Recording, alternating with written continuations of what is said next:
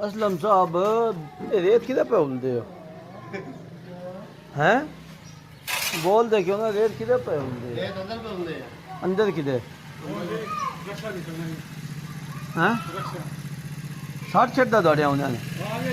ये सान तो 60 छड़नी 1 मिनट लगना रक्षा एक ही रखे ना के असलम में अल्लाह की मेहरबानी नाल वेखो रक्षा रेत इच सट्टीए असी कच्चा पे कहते हैं ये सरकार वेखो अंदर वेखो बेलचा वेखो जना वेखो जवान वेखो ढिल लाई जे पिछों रक्षा बिछाड़िया वेदे पे ये रक्षे ते आने ना रेड़ी दे 60 छड़नी है कोई ढिल लगनी है असी नाल दंद विखाने कच्चा होया जेड़ा असी कच्चा पे कहते हैं वेख भाई रक्षा भी लैके आ गए ने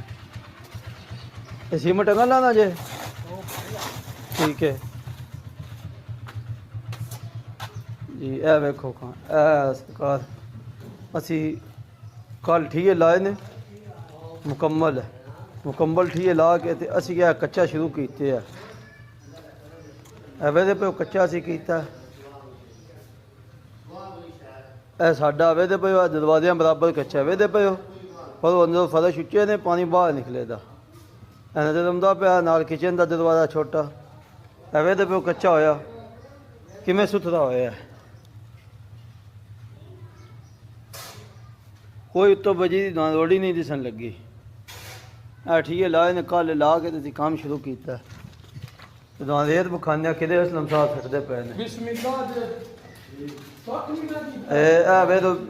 बेलचिया नाल जनाब जमान जेड़ा सट्टन लग्या रेत आवे तो पे असलम में आज के अंदर पे सटदा है आवे तो पे रेत रह गई है